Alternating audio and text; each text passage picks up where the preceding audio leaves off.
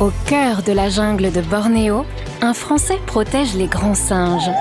Sauve la jungle et la forêt face aux producteurs d'huile de palme.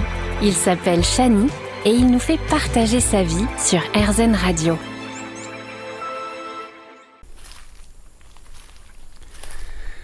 Bonjour, c'est Chani dans la jungle et cette fois dans la jungle de Sumatra pour RZN Radio. Je me trouve sur un petit sentier de crête à environ 1000 mètres d'altitude dans la province ouest de Sumatra, Sumatra étant l'une des principales îles de l'Indonésie. Et ici, je suis dans notre réserve qu'on appelle la réserve de Supayang, du nom du village partenaire de notre association Kalawet pour protéger la forêt ici. Alors je vous décris mon environnement, je suis dans une forêt relativement basse, ce qui veut dire quand même qu'on a une canopée d'environ 15 mètres. Une végétation avec des arbres assez fins, mais surtout une végétation adaptée au grand vent. Parce qu'une partie de l'année, ici, on peut avoir de très grosses rafales, donc la végétation est adaptée à ce climat.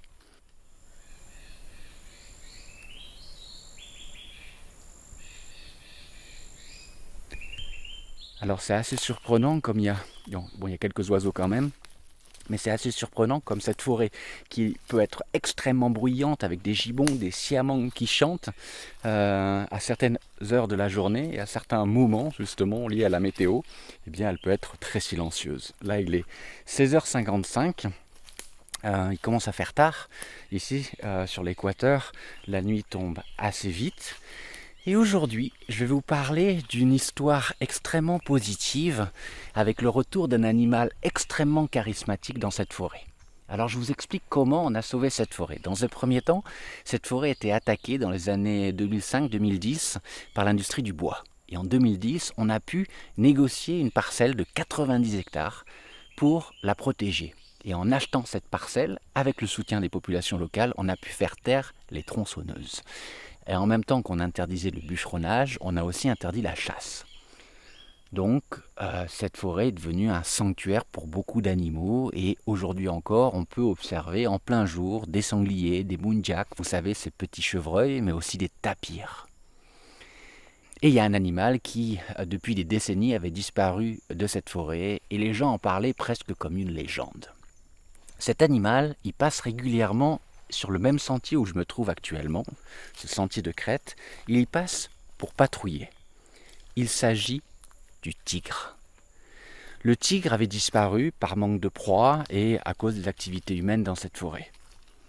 Et depuis 2010, on n'a quasiment rien fait dans cette forêt, si ce n'est interdire la chasse et le bûcheronnage avec des patrouilles quotidiennes. Eh bien, en 2019, on s'est aperçu que le grand prédateur d'Asie du Sud-Est, le tigre, était enfin de retour dans nos terres. La réserve fait maintenant près de 500 hectares. Alors c'est pas grand-chose pour le tigre, mais cette forêt est devenue un garde-manger pour les tigres des environs. Notre réserve est limitrophe d'une forêt plus grande, une réserve d'État, où malheureusement il y a encore de la chasse. Donc là-bas il y a vraiment un manque de proie. Donc les tigres passent sur notre terrain pour venir prélever des cochons sauvages, des chevreuils et toutes sortes de proies.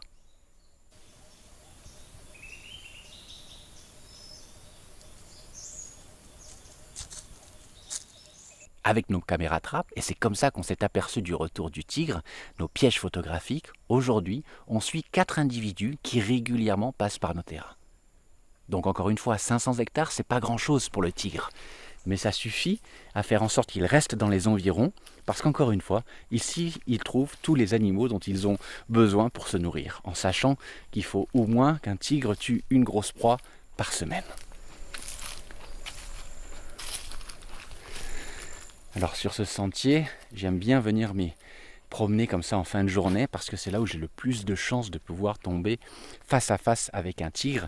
Et comme ici l'environnement est sain, il y a beaucoup de nourriture, l'humain, normalement, ne fait pas partie du menu. Vous êtes toujours avec Chani, dans la jungle de Sumatra, pour RZN Radio, et aujourd'hui je vous parle du tigre. Alors pour nous, c'était une grande victoire, une grande nouvelle d'avoir enfin le tigre de retour sur nos terres. ce grand prédateur qui est une espèce phare, une espèce parapluie. Ça veut dire que si vous avez le tigre dans votre forêt, eh bien que votre forêt est saine. Il faut un écosystème sain pour avoir un grand prédateur comme le tigre à l'intérieur, sans avoir de conflit, notamment avec les populations humaines.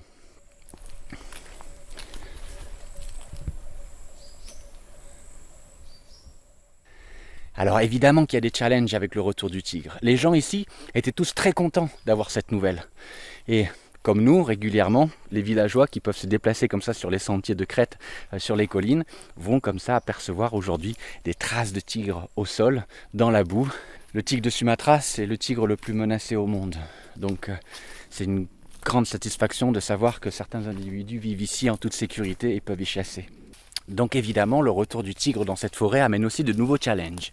Même si la forêt est saine et que les animaux ont de quoi chasser, à un moment donné, et on l'oublie assez régulièrement parce que les tigres se reproduisent assez vite, donc vous allez avoir régulièrement des jeunes tigres qui se séparent de leurs parents et qui doivent partir pour conquérir de nouveaux territoires et faire un peu leur vie, par exemple pour les jeunes mâles, loin de leur père. Pour ça, ils vont faire de très grandes distances et ils vont forcément, à un moment donné, rentrer en contact avec les humains. Et il faut s'assurer que cette première expérience dans le monde des humains reste un traumatisme pour eux, pour que tout au long de leur vie, ils évitent justement les humains. Et c'est arrivé ici dans la forêt de Supayang, un jeune tigre s'est aventuré dans le village et a attaqué des chèvres qui étaient pourtant dans une cage de bambou. Il a détruit la cage en bambou pour attaquer les chèvres. On sait très bien que les tigres, après avoir tué leur proie, surtout des grosses proies, ils vont revenir sur la carcasse, continuer à s'alimenter. Donc on a laissé les chèvres sur place et le lendemain, quand le tigre est revenu, on lui a fait très peur. On utilise des canons sonores pour que le tigre ait la peur de sa vie et qu'il associe ce grand traumatisme aux humains pour s'assurer qu'il gardera toujours ses distances avec les humains. Donc c'est très important ça, que la première expérience de ces jeunes tigres reste une mauvaise expérience au contact des humains, parce que sinon ils vont assimiler l'environnement humain à de la nourriture facile, et là les problèmes peuvent commencer. Voilà, vous savez tout sur cette belle histoire. Pour nous, faire de la conservation active, c'est ça, agir concrètement en sécurisant des terrains, en les achetant, en faisant face aux tronçonneuses et aux braconniers pour avoir des résultats immédiats. Et on ne pouvait rien espérer de mieux que d'avoir le retour de ce grand prédateur dans nos forêts. Le tigre de Sumatra, l'une des espèces les plus en danger au monde, qui aujourd'hui vit paisiblement dans nos forêts. Moi je vous dis à la semaine prochaine sur RZN Radio. Ciao. Rendez-vous la semaine prochaine pour un nouvel épisode sur la vie de Shani. Et dès maintenant, soutenez son combat. Rendez-vous sur kalawait.org.